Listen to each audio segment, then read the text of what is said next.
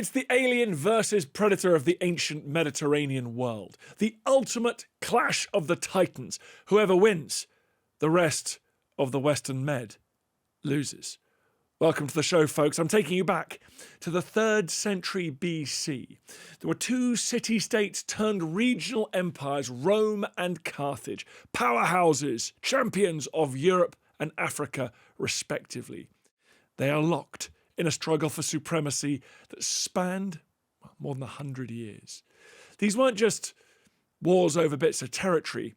They were battles to the death between two ancient superpowers. They were fighting for dominance over the Mediterranean world. From war elephants trudging through the snow of the high Alpine passes to probably the biggest naval and land battles that point in European history. From year-long sieges to scorched earth campaigns, the Punic Wars were some of the most savage conflicts the ancient world ever witnessed. Commanders like Hannibal and Scipio Africanus became the stuff of legends for their battlefield brilliance in this period. And in the end, there could only be one. Only one of those two empires would be left standing. In this episode, we're going to dive deep into the legendary clashes between Rome and Carthage. Why did they fight? What made these wars so devastating? And how did Rome emerge, spoiler, as the undisputed master of the Mediterranean? Joining me is Eve MacDonald. She's the senior lecturer in ancient history at Cardiff University. She's an archaeologist. She's an ancient historian who specialises in the history of Carthage, North Africa and the Middle East. She's got a book out called Carthage, A New History of an Ancient Empire. And she's going to take us through this epic rivalry from start to finish. Enjoy.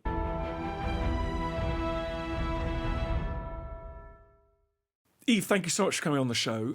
Tell me, at its height, should we think about Carthage as a global empire, one of the world's great ancient empires? You're sort of up there with the Qin and the Romans and the Persians, perhaps the Inca in South America. Is that the kind of scale we're talking about? Well, hello, Dan. Thank you for having me on the program. I actually think so. I really do. I mean, in the sense that it's very early in the history of the Mediterranean that Carthage is at its height. And so because of that, we don't have the same amount of evidence that we do for the Romans, but they were certainly a comparable power to the Romans in the 3rd century BC when the Punic Wars were fought, when you have this big clash between these two really important city-states. Whether Carthage was an empire in itself is something that people debate on and on about. And I think that you can, certainly in the 3rd century BC, call Carthage an empire. It has allied territory in Sicily, all of Spain, the southern part of Spain and Portugal, along the coast of Africa, all the way through what we consider to be Libya, all the way through to Morocco.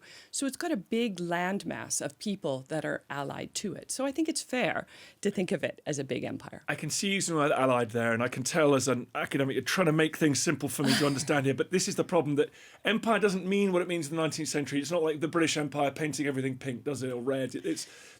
We're talking about tributary arrangements and sort of alliances which are a bit one-sided, so and different in different places. Absolutely. No, and that's so important too, because what we think of as empire is so heavily tainted by what comes hundreds of years after the wars between Carthage and Rome.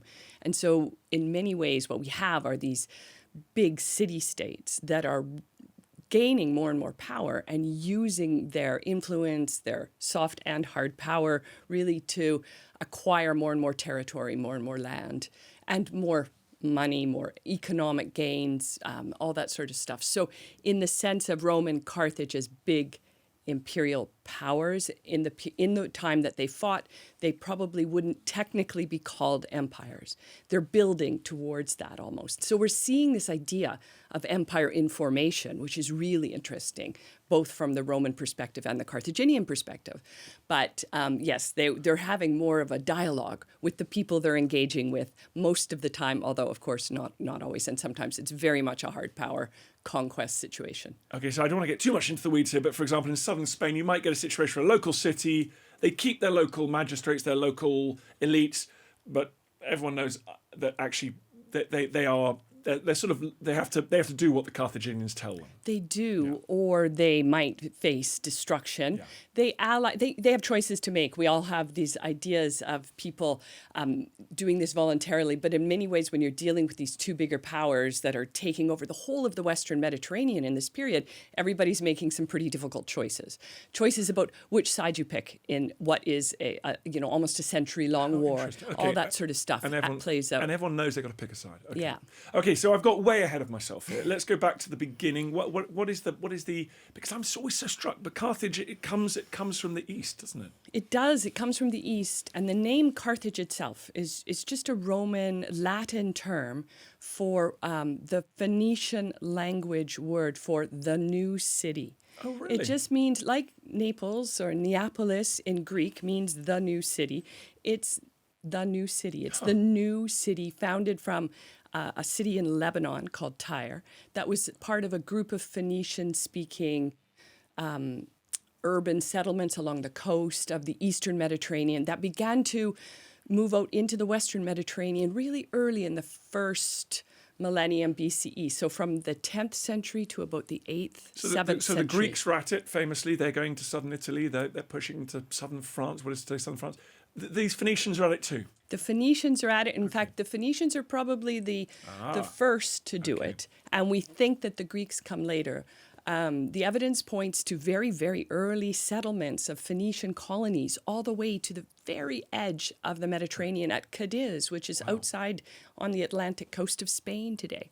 And so these are maritime. So you've got me at maritime empire. So I'm very excited. But that's my happy place. So they're using their shipbuilding. Their superb shipbuilding, their wonderful materials on that coast to build ships as well, and building founding these little nodes all around the Mediterranean world. Yeah, they're working on the idea of trade and sort of exploration and searching for new resource bases all the way around the Mediterranean. So we know they first go to Cyprus, the Phoenicians, then they go to Crete and Greece, then they move even further west. They continue on to Sicily. They found cities in the Balearic Islands, on Corsica and Sardinia, on the southern coast of Spain and Portugal, and then all the way along the coast of Africa back. And it's following the trade winds and the natural currents in the Mediterranean that you know all about. That's how you would go if you're keeping always land in sight. You need a sort of port by port by port movement across the sea. And that's what the Phoenicians do. So Carthage is just one of many Phoenician cities all around the Mediterranean. And Carthage becomes the most famous, the most powerful, but it's just the new city. Okay, so it's the new city. It's got a cool sort of natural harbour going on there, and it's quite the North African. We don't want to get too technical about geography, but the North African coast is bad for sailing. Not many natural harbours, unlike the southern European coast.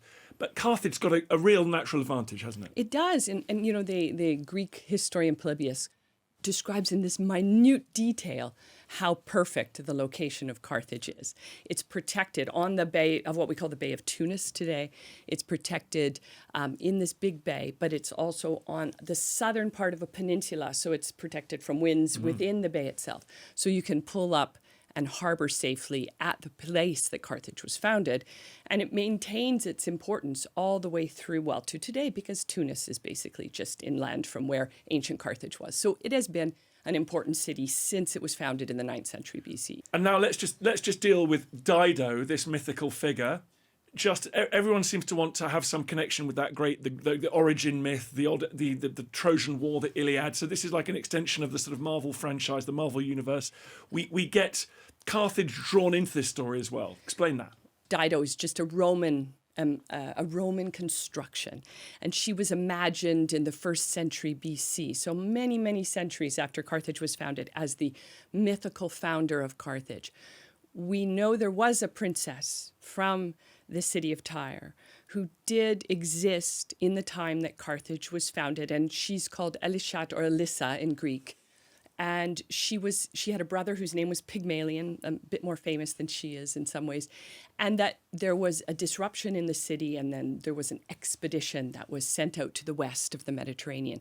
So we think there is some basis in this story of Dido. She becomes known as Dido by the Romans because it means, it's like an epithet, it's a nickname. They call her that because it means the wanderer.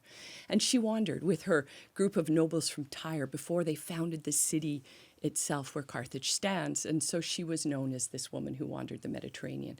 She founds a city, 9th century BC, on the north coast of Africa. And in the Roman mythology, it's Aeneas, who was the Trojan prince who left burning Troy with his father and sailed to the west of the Mediterranean and is really destined by the gods to found the Roman people, to become a founding part of the Roman people. That's all a little bit confusing. It's like, wait a second, what about Romulus and Remus? Hang on here, there's some confusion. But the fact is that the Roman foundation myths have two different points of entry. One is a sort of bigger Mediterranean, and one is the sort of local Italic version. So Dido is founding her city on the north coast of Africa, and Aeneas sails by with his Trojans, and they meet and they become the ultimate star-crossed lovers in the story, in the Roman myth of their foundation.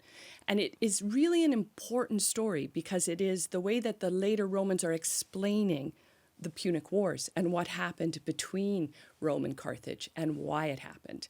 And so they use this Dido character and the city of Carthage as a way of explaining how and why the Carthaginians and the Romans went to war. And it is all about star-crossed lovers, and Aeneas jilts his queen and leaves North Africa and moves off to Italy, and she takes her own life.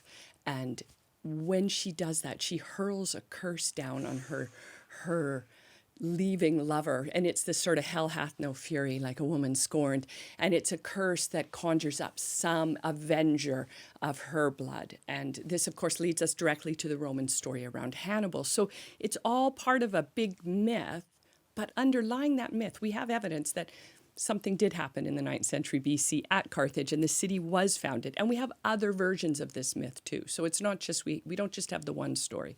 Are these Phoenician states all bound, well, obviously language and customs and trade? Is there any kind of political integrity, or do they all just set off on their own and found their new things? Not that we know of. And the thing is that we also know that they're really mixed cities at this point. So you already mentioned the fact that there are lots of Greeks in the mix as well at the same time. Founding cities, Marseille, Syracuse, all kinds of places are being founded at the same time in the Western Mediterranean. And we have Etruscan cities, and we have Rome becoming a city at the same time. So all these places are in the mix and at play. And they're also, we know now, way more mixed populations than we used to think. So it's not just like one group of Phoenicians who speak Phoenician go to Carthage and live there.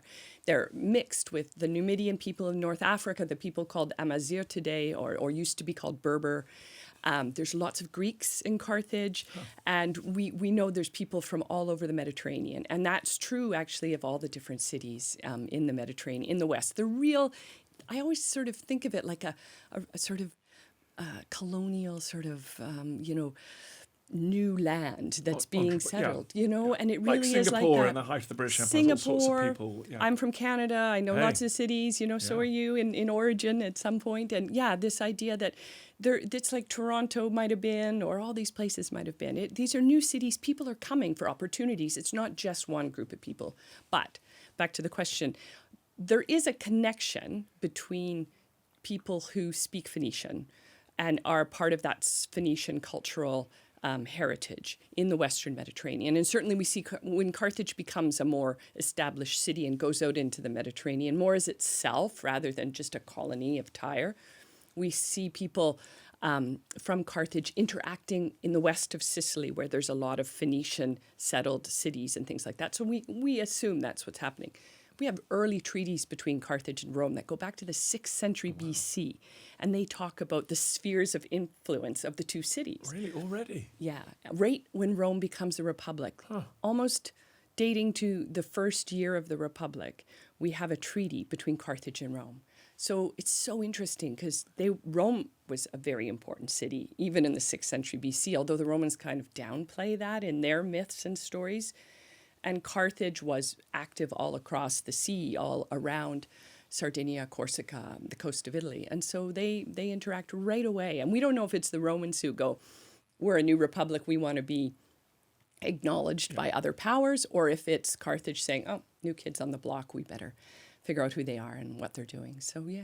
And these are what, deconflicting, organising how they can trade with each other. And Yeah, it's really around trade. It's like, where can Romans go to exchange goods and where can the Carthaginians go? And which allies are, we were talking already about this, which allies are connected to which city and things like that. So we have a good idea that Carthage is pretty well established and entrenched in the southern part of Sardinia and Sicily at this point in the 6th century. And that makes sense geographically if you just, look at a map of where it is. And these two growing powers, they coexist for a couple of centuries then? Centuries. Really? Yeah. Periods, little bits of war, or on the whole? No, they're allied.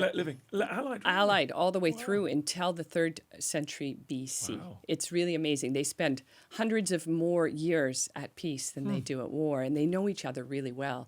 And again, we only get the narrative of later wars, but we understand underneath that there's a lot of connection between the two cultures. Fascinating. Now, Rome is embarking on a period of conquest in Italy. Is Carthage extending its sphere of influence, its conquest, if you like, its overlordship, now through Spain and other areas of the... Yeah, the first war happens just over Sicily, and it happens in the mid-3rd century BC, and it's really... Pyrrhus. I don't know if you've ever done a story about Pyrrhus. We've never done the Pyrrhic victories on the pod. Pyrrhic Wars, Pyrrhic victories. Pyrrhus, who brings elephants into Italy and fights the Romans on behalf of Greeks in southern Italy, actually is the person who sort of lights the spark of a war between Carthage and Rome, because Rome has conquered into the very south of Italy, fights with Pyrrhus, Pyrrhus wins Pyrrhic victory. He goes to Sicily. He fights the Carthaginians. He does better against the Carthaginians. So he's fighting both Rome and Carthage. Yeah, and then he just scarpers back to Epirus, where he's from, across the Adriatic, because something at home is a problem. And Rome and Carthage are just left there looking at each other right across the Straits of Messina, where the toe of Italy meets the very tip of Sicily. So he's just thrown a huge match into the barrel of gunpowder. Absolutely. Those wars against Pyrrhus, they've sort of entrenched Roman control of southern Italy and Carthaginian control-ish of Sicily. Yes, more or less. With the city of Syracuse at play as well.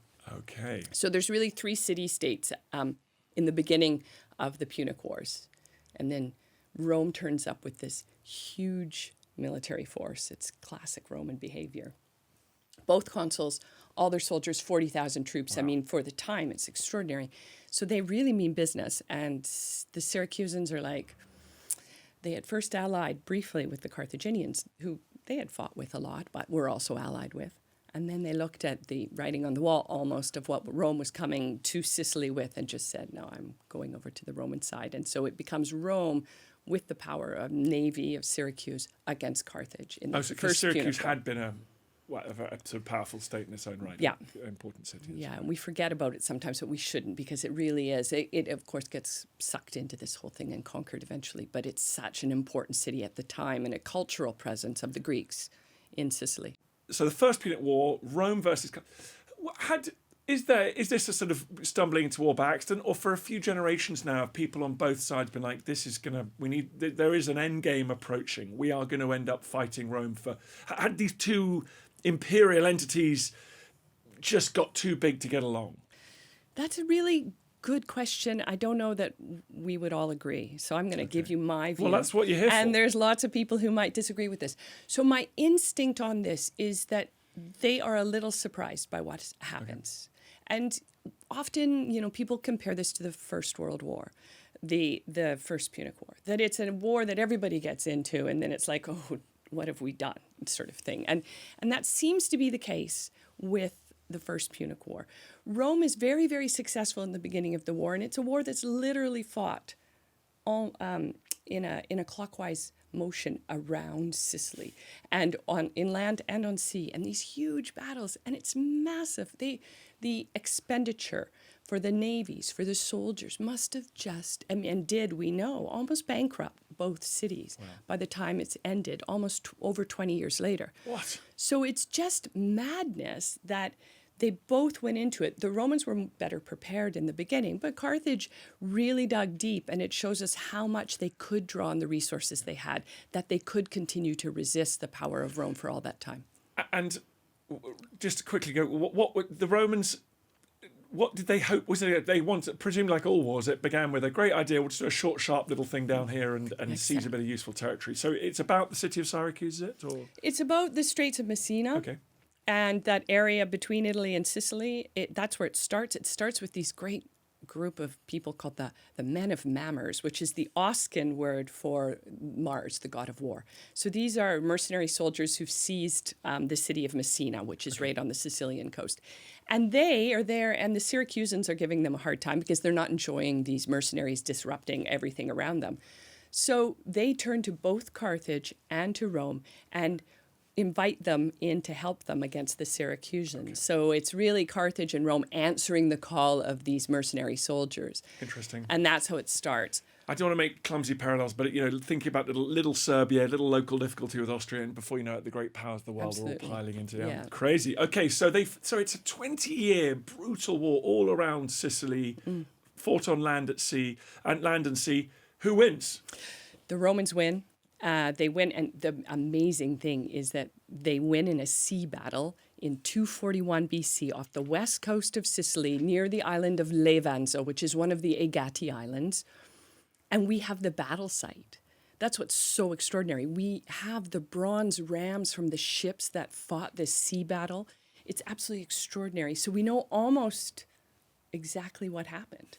We have the archaeological evidence. It's just unbelievable. So on the seabed off of the west coast of Sicily lies the battle site from this huge sea battle that took place. And it was the last battle. It was honestly a step too far for Carthage. It was a new fleet had been raised, and the Romans pulled together a force and were able to surprise the Carthaginians and defeat them in this massive sea battle off of Trapani, the city of Trapani in Sicily.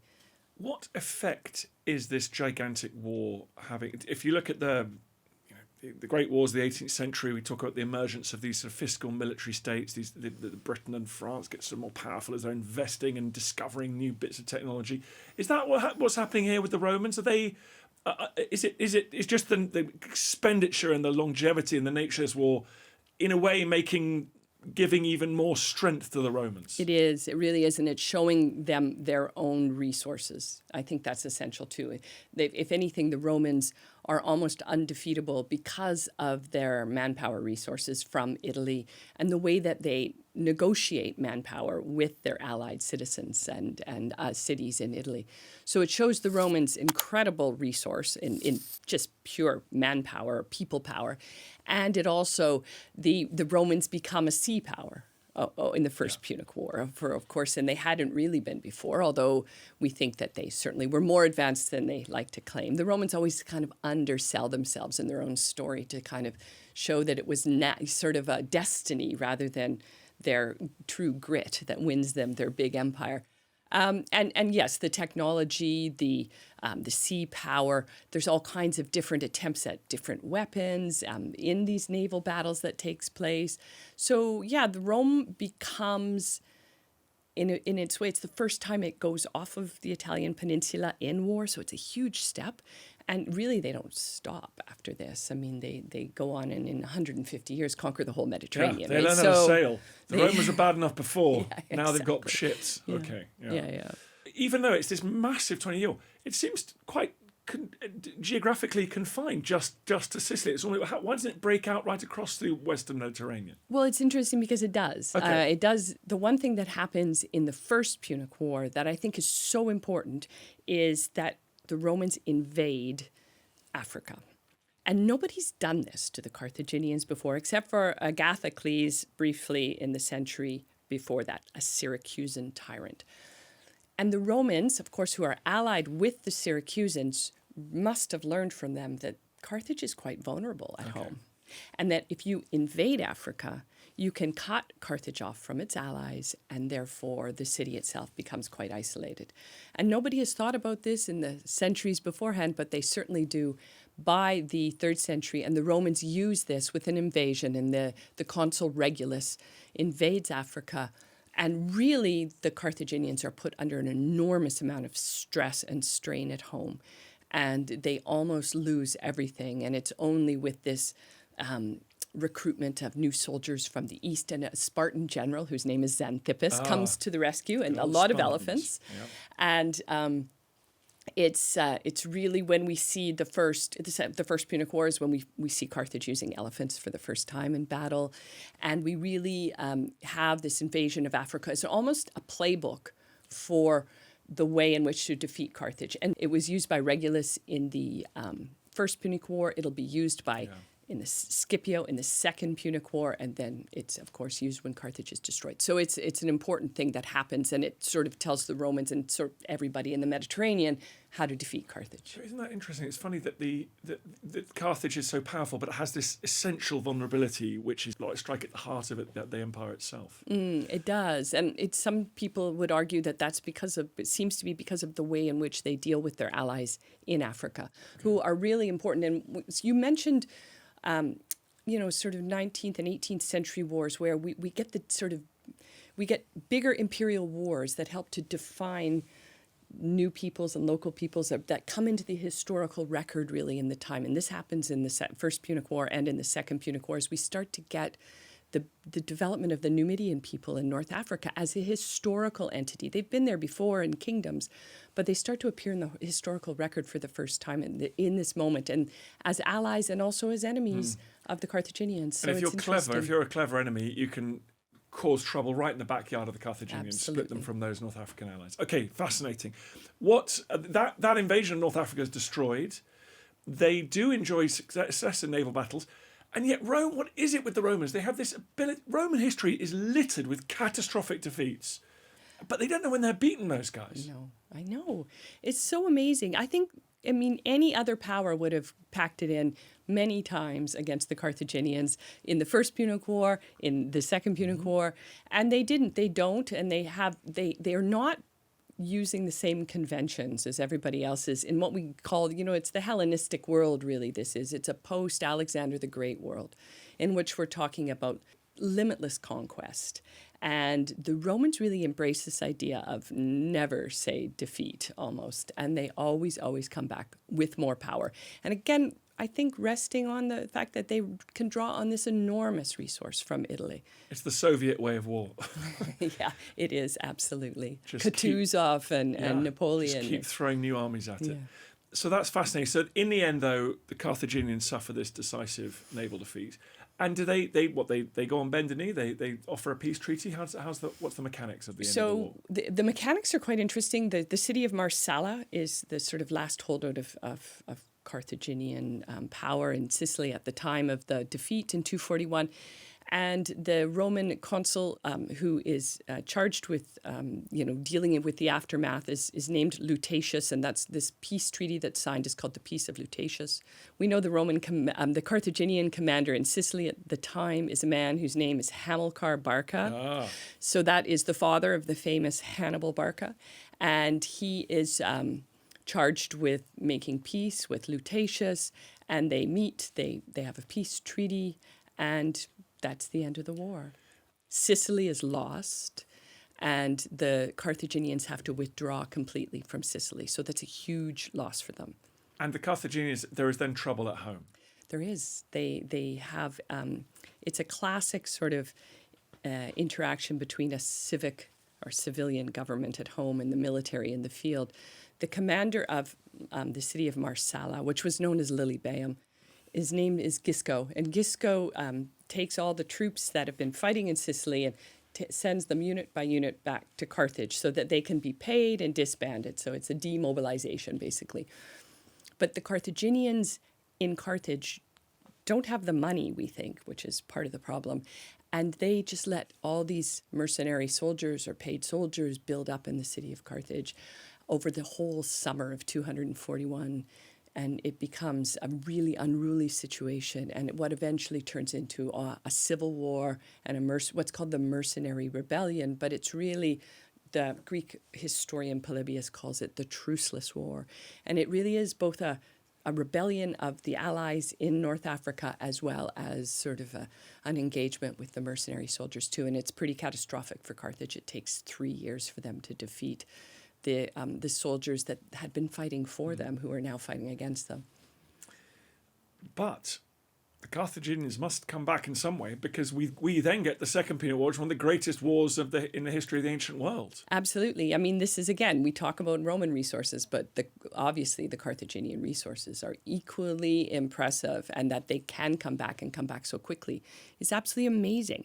So from the end of the Mercenary War until the beginning of the Second Punic War, our friend Hamilcar Barca takes his young sons and they go off to find new lands to conquer. And they go to Spain and Portugal. They go to the city of Cadiz and to what we call in antiquity the Iberian Peninsula.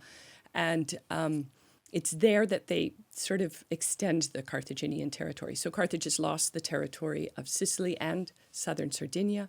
And so they need to gain more territory. So they do that in inland Iberia. And it's so, so important because it's one of the wealthiest mineral resources anywhere in the Mediterranean. So there's these incredibly rich silver mines there, and they start to gain a huge amount of power and wealth by conquering in Spain. Slight sidetrack here. What is going on in Spain? Are there settled communities, or are there people using written words? Yep. Okay, fine. So this. No, there are, and so there's this. The coastal areas are settled by Phoenician-speaking peoples, places like Cadiz and Malaga, and along what we think of as Andalusia today, and then the inland towns are hilltop fortified cities. And they're very sophisticated sort of urban centers, and they trade, and they are the ones who are in control of the silver mines and the resources, and they trade with the coastal areas. And there's all kinds of a really interesting sort of culture that grows up there that is a mix of an indigenous Iberian and Phoenician culture there. And that's been going on and developing over the hundreds of years since the cities were founded by the Phoenicians. And Hamilcar sets about, he does a good job. He does. He becomes this sort of famous commander, Hamilcar Barca, and he conquers a big chunk of southern Spain for Carthage, sets up a Carthaginian. Perhaps when we talk about a Carthaginian empire, this is when we begin to talk about it. It's in the 3rd century. Direct military control. Yeah, they're in charge. They're in control. Some people argue they're also very much in charge, or the people who support them are very much in charge in Carthage too. And so, and it's very quick and easy to go back and forth across the coast there. And so it's a very successful part of the world. They found new cities, new Carthaginian cities in Spain are founded in this period. In fact, Cartagena, the second Carthage. I've never been to the third Carthage, but I'd like to sometime. But is founded during this period of the sort of conquest of Spain by the Carthaginians, by Hamilcar. And Hamilcar dies in 229, and then his son-in-law takes over because his young sons, Hannibal, Hasdrubal, and Mago, are not yet old enough to take control of the area, the military control in Spain. And so, and then his son-in-law rules for a couple of years, and then eventually he dies. He's killed by local tribes, and Hannibal takes over in 221 BC. And Hannibal has grown up in a military camp. Yep. He knows Absolutely. what he's had it with his mother's milk. Exactly. From the time he's 9 years old, he goes with his father to Spain. Okay. And he grows up there. Now, he's had tutors. We know he has Greek tutors. He has tutors who teach him philosophy. He's very well educated, he and his brothers, as most Carthaginians would be. They would have spoken Greek, which was the language that everybody in the Mediterranean spoke at that time. He also obviously spoke Punic, Iberian. We think he might have had an Iberian wife. He's grown up fighting, he's grown up learning to fight, but also to study strategy and to be taught the skill of war, not just sort of random fighting. But it's a very, very, considered education for the boys, these bar kid boys who are going to become the leaders of the Carthaginian military.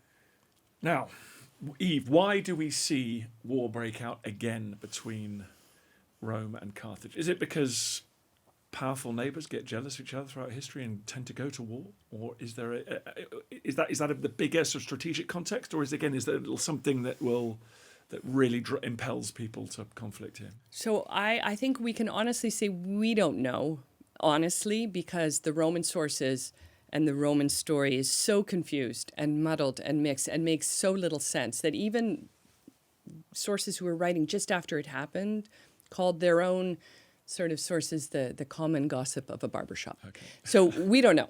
This story has been deeply constructed by the Romans, but that doesn't mean we can't kind of assume that what happens is, Hannibal comes to power in 221 and continues his father and his uncle's conquests, pushing north into Spain.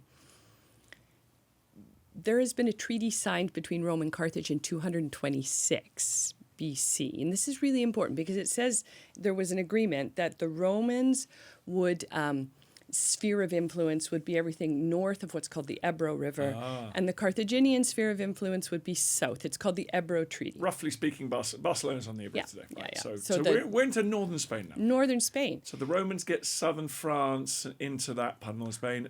Carthage gets everything else. Yes, So they divided up the world. Yeah, or Roman allies too, because it's not even Rome, it's more Marseille or the Massalians, who are the Roman allies in southern Gaul, who in southern France, who really are the ones. But so then we have this event that happens out of the blue over a city called Saguntum, which is well south of the Ebro River. Okay. Well south of the Ebro River. But all of a sudden, in 219 BC, Saguntum becomes this big issue. And that is where the war starts. It starts over the city of Saguntum.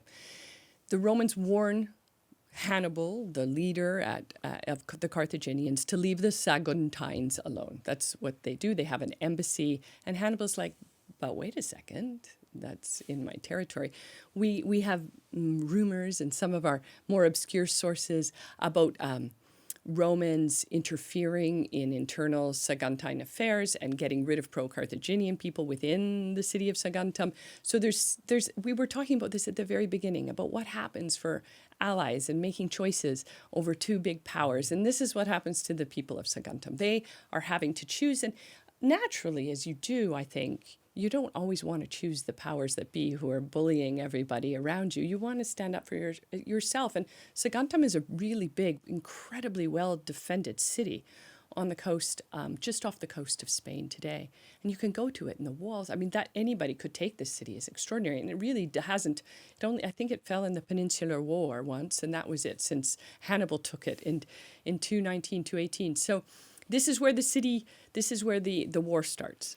The war starts over Saguntum. Is your gut telling you that there are people in Rome at this point who are thinking, A, we're worried about the Barca family, we're worried about the Carthaginians, Hannibal seems quite useful, and B, we want a war. We want these people are in our way. We've got manifest destiny to conquer the whole Western Mediterranean.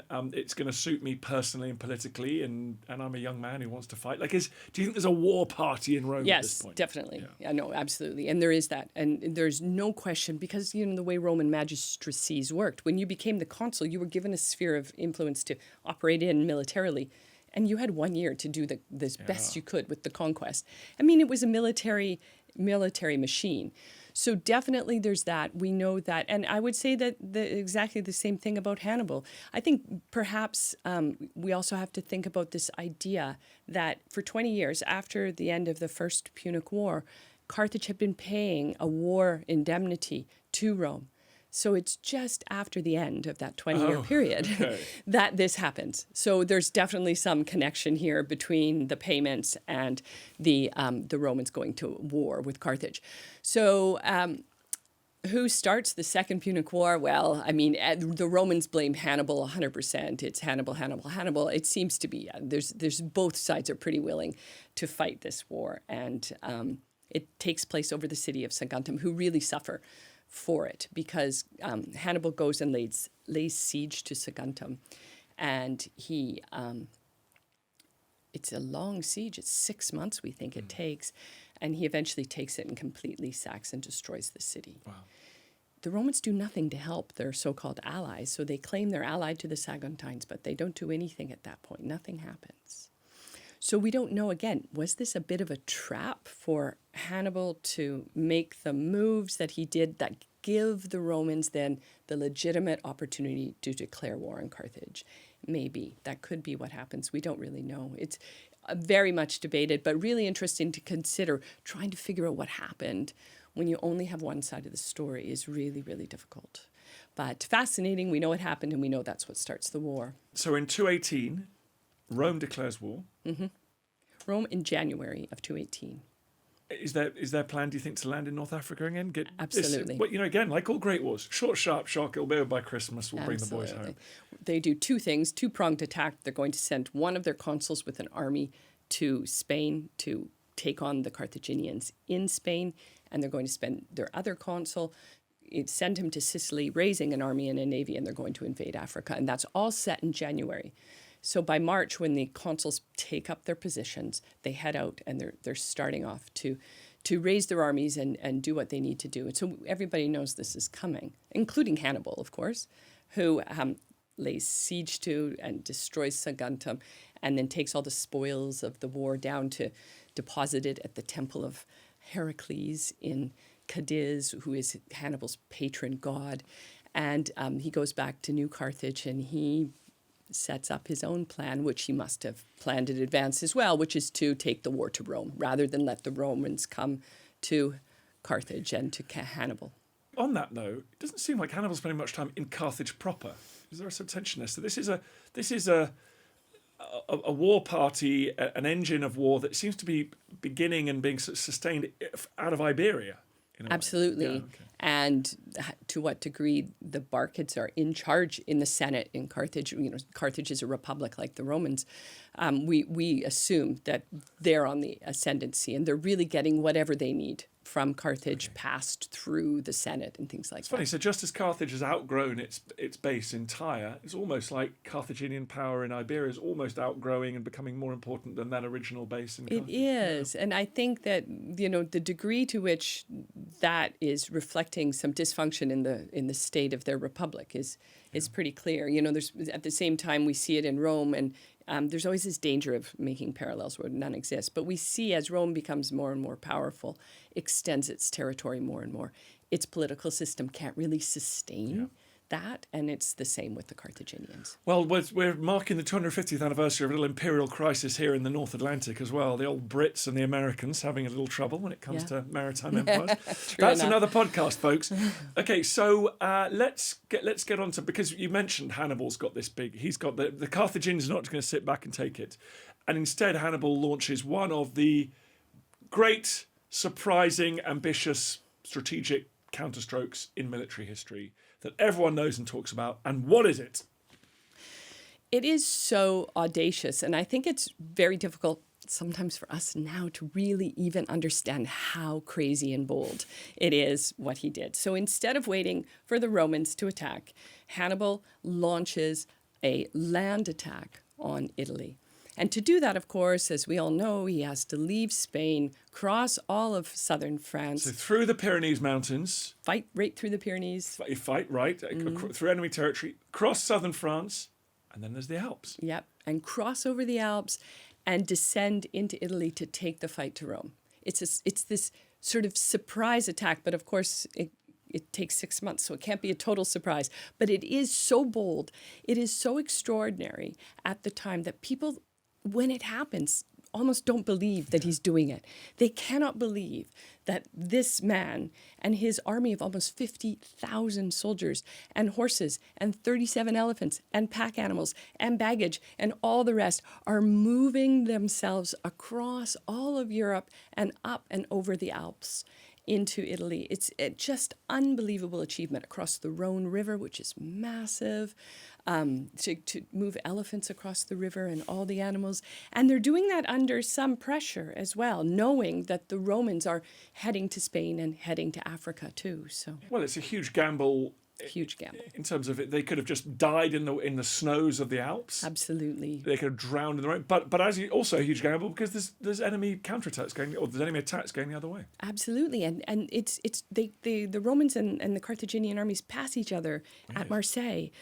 Hannibal's about 4 days north of Marseille, and Publius Scipio, the elder, is in Marseille where his allies are, and they almost contact on the Rhone, but Hannibal knows that he cannot fight Scipio and Marseille together in France, in Gaul. That would just be insane. So he needs to get to Italy.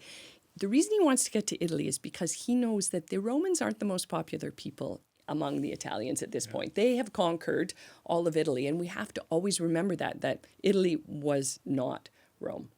And so Hannibal knows that he can get allies in Italy. He can draw the Italian allies away from the Romans. Just as the Romans did in North Africa in the first Exactly. Punic War. He's thinking, well, hang on, we can do the same. And that's his plan. But to do it, he has to get his army across the Alps. And the Alps at that time are where monsters live. They're the place of myth and legend. They're incredibly, the high Alpine passes all are over 2,000 meters. By the time he gets there, it's October. So there's snow, of course, on the high Alps at this point. It's an absolutely extraordinary feat. How he fed his army across this huge march. It's just really shows us how little perhaps we understand of the technicalities and also the food supply, the food chains of these towns in Iberia, in Gaul at this time. It's not an area we know a lot about, and it's really interesting. Shows us more and more.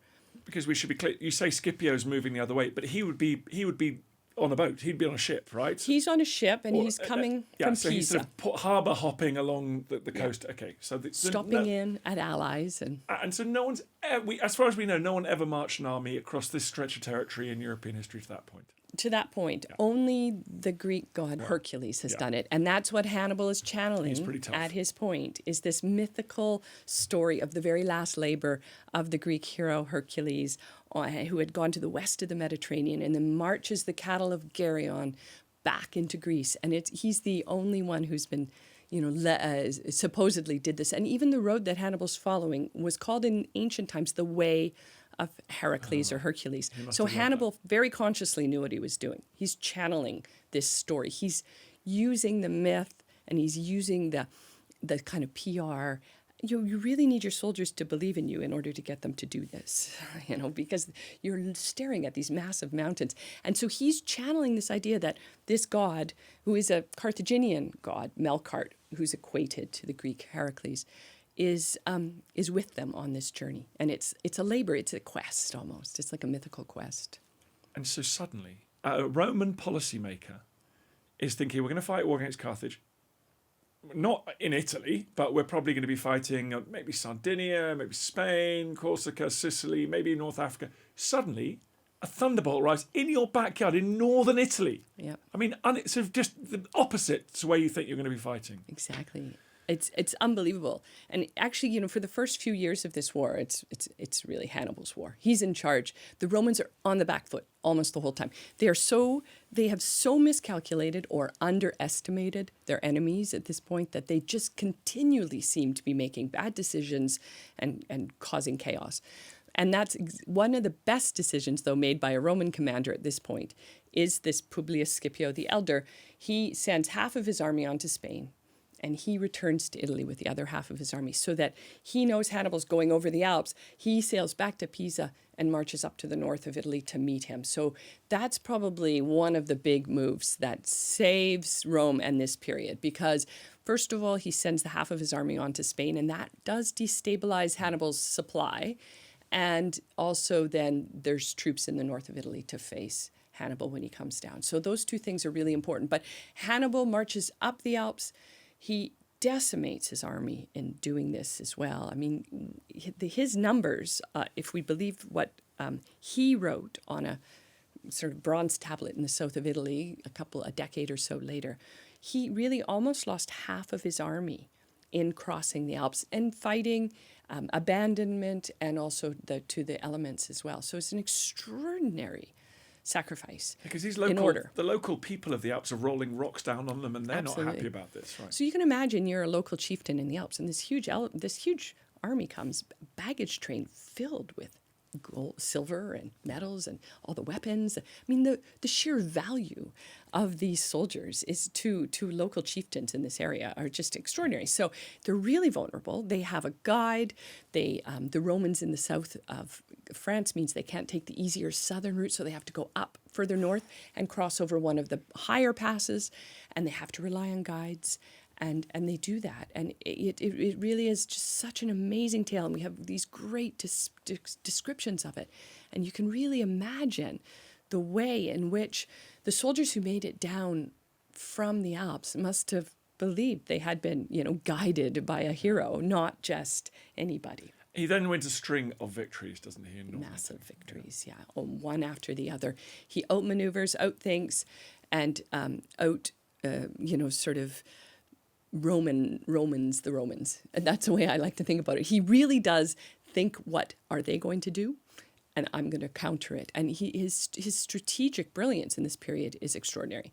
And so he wins one small and then 3 big battles, one at the river Trebia in the north, on the winter solstice in December of 218. And it's just an amazing description of winter warfare. Again, something we hardly ever see in the ancient world, fighting in the wintertime.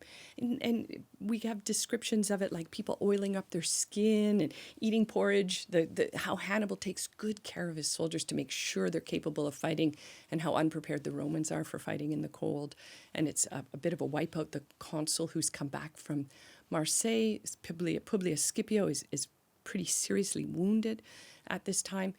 And they have to wait for reinforcements, and all these sorts of things happen. So it's a big disaster. And then the winter sets in and fighting stops for the winter. And then in this early spring, Hannibal sets out south, heading into Etruria, so the land of Tuscany and Umbria. And he fights another enormous battle in 217 at Lake Trasimeno. It's actually an ambush. He destroys one of the Roman legions of the consul, Gaius Flaminius, and kills the consul. And then he defeats the other consul's cavalry. And so Rome is left completely sort of in turmoil and chaos. They elect a dictator at that point to take over their state because their consul has been killed. They have the other consuls cut off from Rome. So he's in 217 BC, Hannibal's in pretty great military control of the north of Italy. I'm fascinated by that, Sata, because he's got a different strategy for dealing with Hannibal, hasn't he? Yes, exactly. His name is Fabius Maximus, and they call him Fabius Cunctator in Latin, which means the delayer. Initially, it's a bit of an insult, right? Exactly. Yeah. He's considered to be sort of a bit timid, and this idea of bold Roman leadership at this point, we're undefeatable, we're great, is being shattered. And so Fabius decides to hold back and just basically track Hannibal around Italy. The Romans have superior numbers. They still have a huge amount of allies. They can try and contain him. They follow him around into the area of La Marche, which is on the east of the Apennines, down into Puglia, into Campania. And Hannibal's going around trying to gain allies. He really knows that he needs to win another big victory in order to get what he needs from the southern part of Italy at this point. And so Fabius is don't take Hannibal on, and no, Romans want to take Hannibal on at this point. He's sort of shadowing him. Shadowing him. So quite a threat. But Hannibal's taunting the Romans. So while Fabius shadows him, Hannibal's burning fields, and he's causing all kinds of mayhem. And the Romans are shown as not being able to protect their allies in these regions, and so it's causing all kinds of turmoil. And again, all these local city-states have to make big decisions at this point about who to support. Oof, stops you in a rock and a hard place. Very hard place. But the winter of 217, 216 is really the political pressure in Rome changes, and Fabius, his policies are overturned. They elect new consuls, and they decide to take Hannibal on in a huge battle and muster all their resources and go down to the south of Italy and fight Hannibal. And that happens in 216. And that's exactly what Hannibal wants. Exactly. He just cannot wait for that. He has scouted all winter long for the perfect place to fight a battle. He chooses a city called Cannae, which is near the river Aufidus in Apulia today. And that's where he sort of sets himself up and waits for the Romans to come. And they come. And they come and they come down from the center and north of Italy. And I mean, they have supposedly, and again, we know that we can't always believe numbers in ancient warfare, but supposedly 80,000 soldiers with them. Hannibal has maximum probably 50. 40 would be probably even as a likely number, but it could be as high as 50. So half the number almost than the Romans. So he has a battle to fight, and he has to outthink his opponents. He can't possibly out-strengthen them. He can't win by might. He has to win by strategy. And the Romans oblige by just jumping, seeing the trap, and then just hurling themselves into it. Hurling, and it's so brilliant. People have studied Hannibal for centuries and centuries since then, but they really do. He's been testing what the Romans will do in the previous battles, and you can see that at Cannae. So he's literally been setting up his lines and seeing how the Roman soldiers react to different maneuvers, and we see him playing out all of these different things in the Battle of Cannae.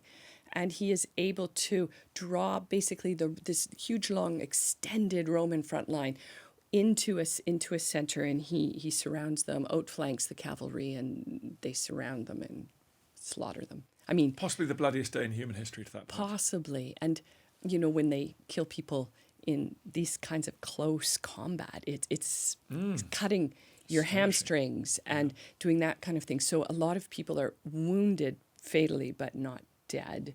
And, you know, the stories of the scene the next day is really amazing, where it's like this just bloody battlefield with steam rising up off all these half-dead bodies. And it's an extraordinary event. And, you know, the Carthaginians lose a lot of soldiers too, though. That's one of the big things, and they have less to lose. So although it's a great victory, it's almost a Pyrrhic victory. It's almost a But it's weird because military historians can't agree. Sometimes they say it's the great decisive victory of all time, even though, as we'll discover, it doesn't win them the war, so it's not decisive in that respect.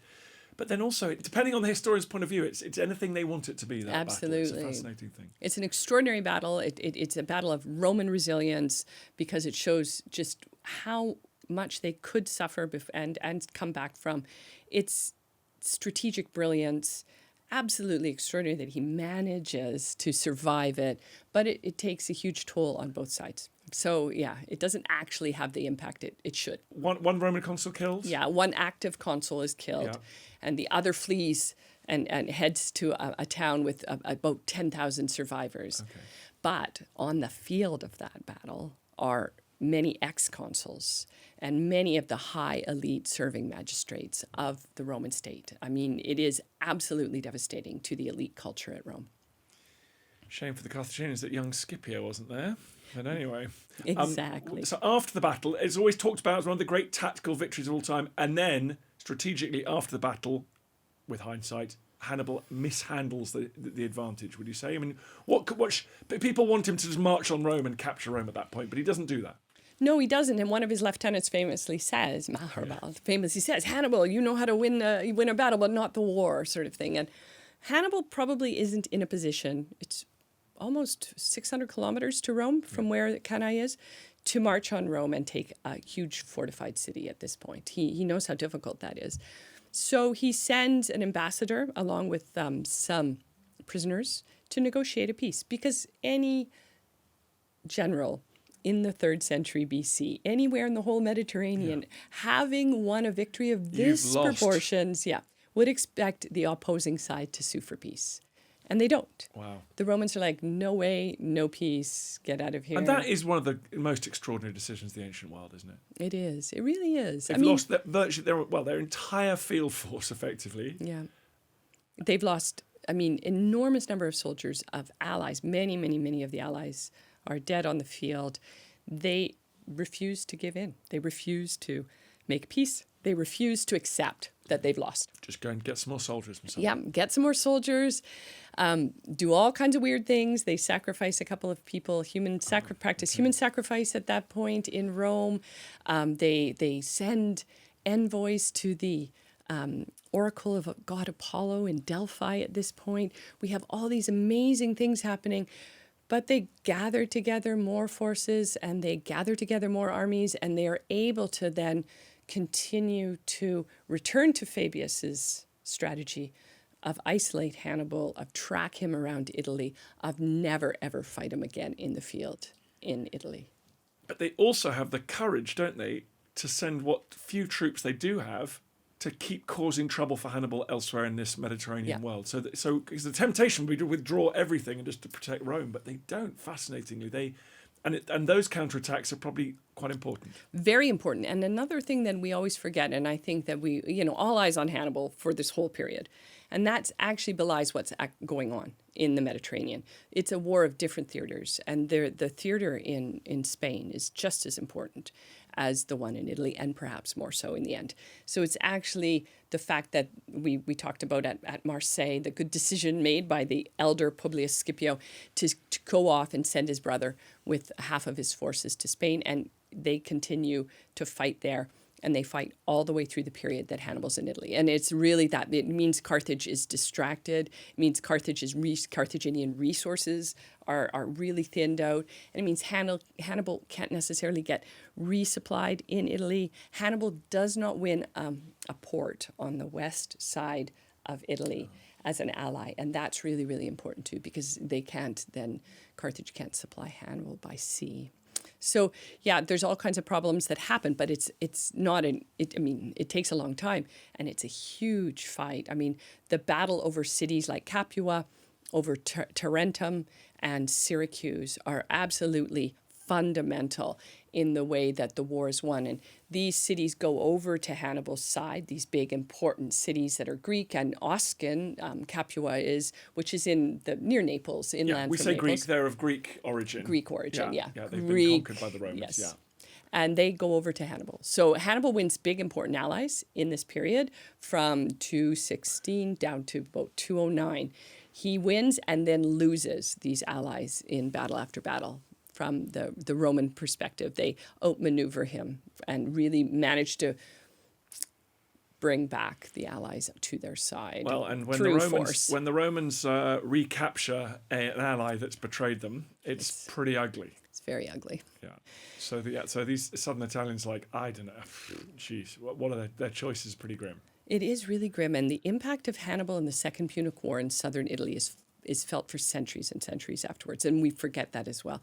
Later the Romans will fight a civil war they call the Social War in around 90 BC, and many people connect that to the Hannibalic War as well because of the way that the allies are treated in the south of Italy is so harsh. And so these massive sieges take place of these cities, and the Romans eventually are able to take them back, and it's pretty brutal. And Hannibal can't be everywhere at once, can he? No. So, he has maybe 50,000 soldiers. He can't compete. In 212, I think, I'm pulling this number off the top of my head, I think it's 27 legions. The Romans raised 27 legions. So, when Octavian becomes the emperor of Rome in the 1st century BC, he has 25 legions. So they are able to raise more troops in this period than even 2 centuries later with Augustus. So it's incredible. The resources they win as well by taking these cities reboots the whole Roman economy. So the denarius, the most famous of all the Roman coins that we have, is first founded in 211 BC after the sack of the city of Syracuse. Okay. And so it's a really, really important economic moment for the Romans. It's a moment where they muster their full potential in terms of abilities, manpowers. They also train a whole new generation of soldiers in fighting, and they fight like Hannibal. I mean, Hannibal trains and makes the Romans better it's a conquerors. Savage apprenticeship. You either die or you learn how to do it. There is so much there's so many places we could alight on, but let's get to the end of the Second Punic War, because the Romans, they play the hits from the First Punic War. At some stage they must feel confident enough to threaten Carthage in its backyard again. Yes, that's exactly it. So Hannibal is hemmed in the south of Italy, and he's really not able to maneuver much outside of what we think of as Calabria, I guess, today, and parts of the boot of Italy. And the war in Spain has been won. And it's been won by a young commander whose name is Scipio, Publius Scipio the Younger, whose uncle and father had been fighting the Carthaginians in Spain in the early part of the war. And the young Scipio, who is a survivor of Cannae and is a survivor of many battles, takes on the challenge of fighting the Carthaginians in Spain, and he wins. He wins, and he takes New Carthage, the Carthaginian city there, And then he comes back and he's given the command to go to Africa to take Carthage. And basically, Hannibal's still in Italy. So we have to imagine Hannibal's still in Italy. Hannibal's brother, the youngest brother, Mago, is in the north of Italy, in the area around Genoa. And his middle brother, Hasdrubal, has been killed in 208. So Scipio launches attacks. And he does it from Sicily, and he does it from launching sea raiding all this time along the coast of Africa. And then he basically takes an invasion into Africa, following along the footsteps of what we've already talked about from Regulus and everyone else. And it certainly works, because Hannibal does go home to protect his... He does. It's interesting. He's a bit of a reluctant warrior at this point. I think he's more of somebody who, and it's, I mean, our sources are biased. We don't know if it's true or not, but who are sort of like, you should be making peace with with Rome here. We have no legs to stand on. But yes, Hannibal goes back reluctantly. He leaves southern Italy. It's obviously part of a negotiated deal.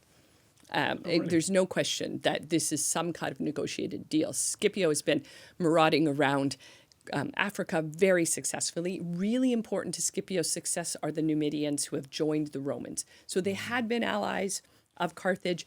They've seen the writing on the wall, and they've switched sides, especially a king whose name was Massinissa, who is from the Massili tribe and is just an extraordinary guy who lives to be 90-something years old, has 48 children, and fights really right through this whole period. He's just unbelievable. So, Scipio has these great allies, and he's able to really force Carthage's hand, and they negotiate some kind of deal in which Hannibal is returned from Italy. And he sails from Italy down to the region of modern Sousse, which is on the east coast of Tunisia today, which seems to be where his family may have had an estate or something. And he camps out there. And, Scipio and Massinissa eventually come together, and they meet Hannibal at a place called Zama, which is in Tunisia today. And I remember my dad reading about this when I was a kid.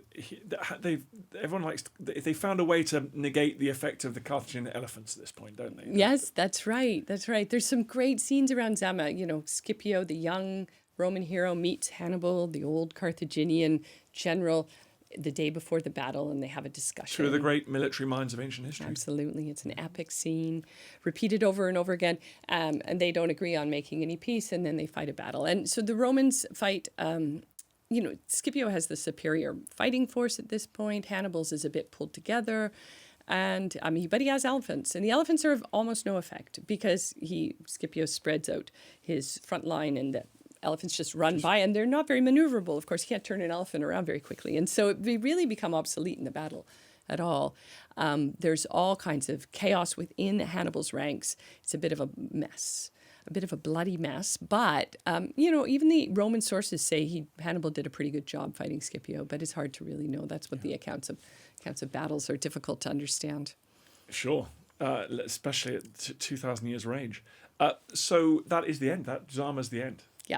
201, peace treaty signed. This time it's a 50-year war indemnity. Okay, that indemnity, right. That has to be paid from Carthage to Rome. For 50 years, they have to pay the Romans a certain amount every year. Hannibal doesn't die on the field of battle, as we might assume. Hannibal lives on. He becomes a magistrate at Carthage in the years after the war, in the 190s BC. He also then has to flee Carthage because internal turmoil in the city. And so he's exiled from the city of Carthage. He goes to the eastern Mediterranean. He sits at the court of Antiochus, the great Seleucid king, and continues to advocate fighting the Romans from a different place. And eventually, he's his options are all narrowed down, and takes his own life in 182 BC. Lives to be pretty old for a guy who fought the way he did. Yeah. And now the Romans, after the Second Punic War, they are, I guess they've like the First Punic War, they've increased in strength and knowledge and capabilities, and they go on a bit of they don't stop there. They're now charging across the Mediterranean. We're starting to see the Roman world really evolve here, as we might recognise it, those maps of the Mediterranean world. Absolutely. They're attacking more in Spain, Balkans, Greece. All of it, and into Syria and the kingdom of Antiochus. And is that Second Punic War kind of a launch pad for that? Is it Absolutely. timing? It's not coincidental. Not at all. And the Second Punic War connects Greece and Carthage against the Romans because there's an alliance that's formed between the Macedonian king Philip and Hannibal in 216 after Cannae. Okay, you're next. Yes, and they've also already been fighting in Illyria, so Croatia and down the coast of the Adriatic Sea. They've been fighting that whole time, and they fight against the Macedonians as well in 205. So during the end of the Second Punic War, they're actually fighting a war in Greece already, and they just continue to fight and win and expand. The interesting thing is Carthage really thrives in this period. Bounces back in a way that is really interesting. So physically, we see the city growing. We see real visible prosperity in the city.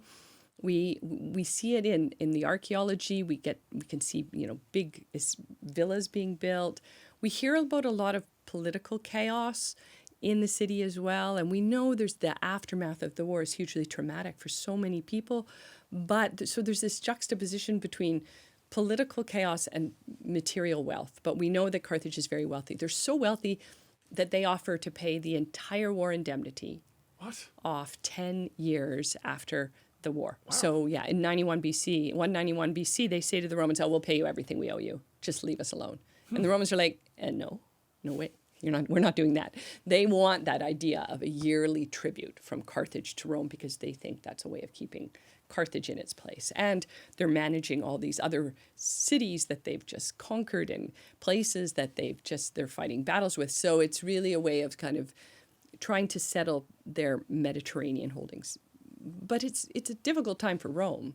It's a really chaotic time for the city of Rome and for the political situation in Rome too. So it's a really interesting period. We don't know very much about Carthage because literally, as you can imagine, our sources are all following Rome as they conquer in Greece, as they conquer against the Seleucids in Syria, and they're not necessarily paying attention to what's happening in Carthage. So we don't have the historical evidence that we do for the Second Punic War.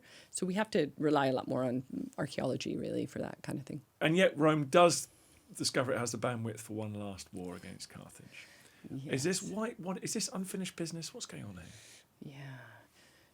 50 years of war indemnity being paid from Carthage to Rome ends in... Not this old thing again. Yeah, 151 BC. You're and kidding. Just 2 years after that, the Romans are there laying siege to Carthage.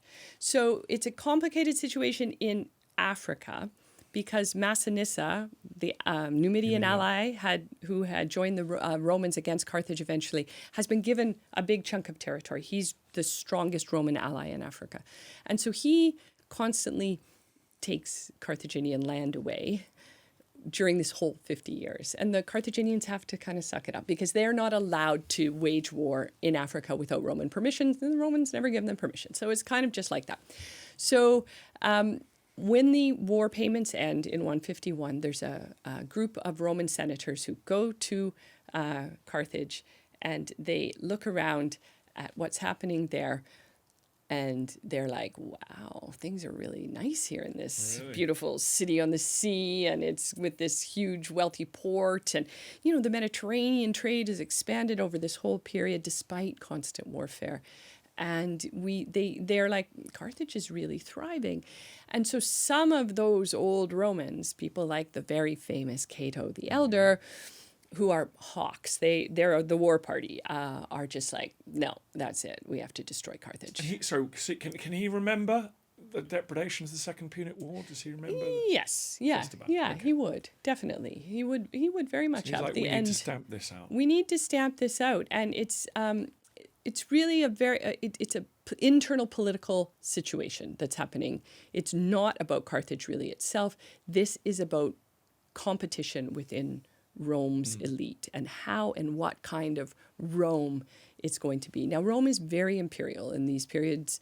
It's not like a friendly, nice, let's, make nice provinces and make everybody feel happy in Roman. This is a period of incredible hard conquest and warfare.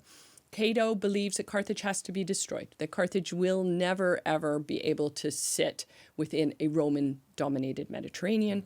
But other people who are directly related to it as well, like a man whose name is Scipio Nasica, so of this great Scipio family who fought Hannibal, believes Carthage must be saved. And so we know this debate is going on. So delenda est Carthago is the more famous Latin phrase of Carthage must be destroyed. Which Cato says again and again. Over and over. Annoys everyone. Yeah. Yes. And while Scipio responds, Carthage must be saved. So it's a political split. It's a military split. It's again about individuals getting military glory. And lots of them are willing to take on Carthage one more time, to live the dream of defeating Carthage, because that had, in the Roman mind, that's where their greatest victories were. And so they go and a little skirmish war breaks out between the Numidians and the Carthaginians after the peace treaty ends. And the Romans use that as a pretext to lay siege to the city. And it's not easy. It's not easy. It's an unbelievable scene where you have the Roman consul sitting just up the coast from Carthage, and he brings the Carthaginian envoys, and he's like, well, you have to give up all your weapons. And so the Carthaginians are like, okay, well, we better do this. So they give up all their weapons. They have to hand over 300 of their children as hostages to the Romans. And we have eyewitness account of this almost from the Greek historian Polybius. And we have this like scenes where the mothers are watching their children being put onto Roman ships and sailing away to Sicily, and they're jumping in the water and swimming after them. I mean, the emotional intensity of the descriptions of what happens at Carthage in this period are just extraordinary, considering it's from a Roman perspective. But they give up their children, they give up all their arms, they go back to the Roman consul, and he says, no, that's not going to work. We actually need you to move from your land. You have to move from your city. You have to give up your city and move 15 kilometers inland. You're no longer allowed to live where Carthage is. So you're telling people to give up your religion, your identity, your family, your history, your everything about you when you do that. And the Carthaginians are like, no, we can't do that. And they say no, and the siege happens, and they last for 3 years. It's unbelievable how resilient they show themselves to be. They build new fleets. They defeat the Romans. They do all kinds of crazy siege, counter siege work. But eventually, under the leadership of a man whose name is Scipio Aemilianus, so there's Scipios all through this story, he breaks through into the port, which is thought to be the weakest area of the city walls that surround Carthage, and the Roman soldiers break in after 3 years, and they fight their way through the city street by street. The people in the city are still resisting. They're doing everything they can to stop the Romans, but all the people are killed. The city is burnt. It burns to the ground. And Carthage, as we know it as an ancient Punic city, ends in 146 BC.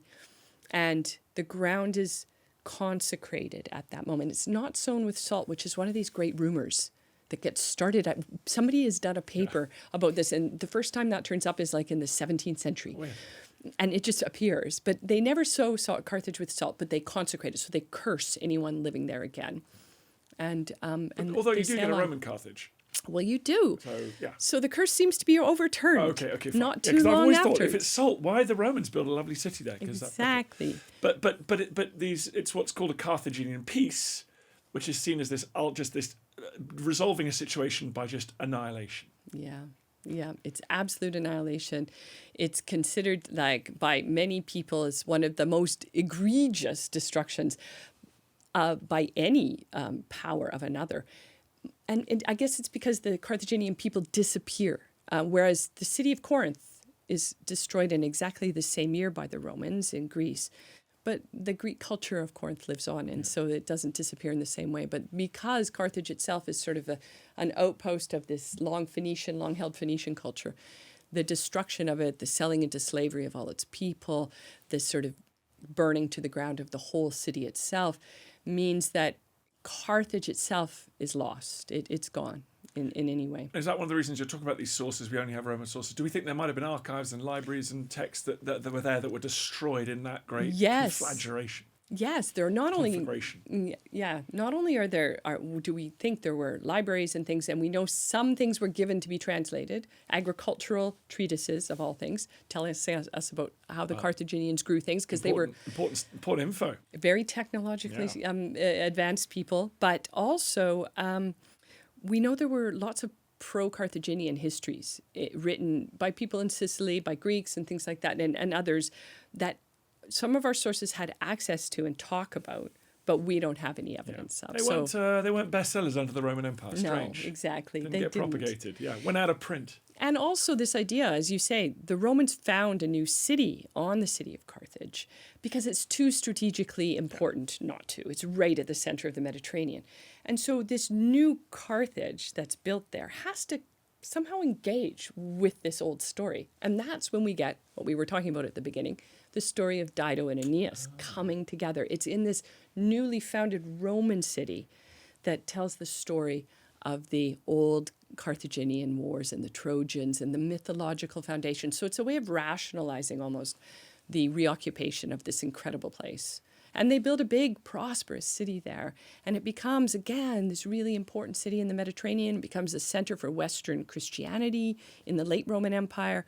And it's got an extraordinary history. And then, of course, with the Arab conquests, the city of Tunis becomes the center of another important empire in the Middle Ages, the Hafsids. So the area is so strategically important that it thrives on. But the little bit that was ancient Carthage is gone. What a tour de force. Thank you for taking me through the whole history of Carthage. Eve, thank you. What's your book called? My book is called Carthage, A New History of an Ancient Empire. Go and get everybody. Thank you so much for coming on. Thank you. A pleasure.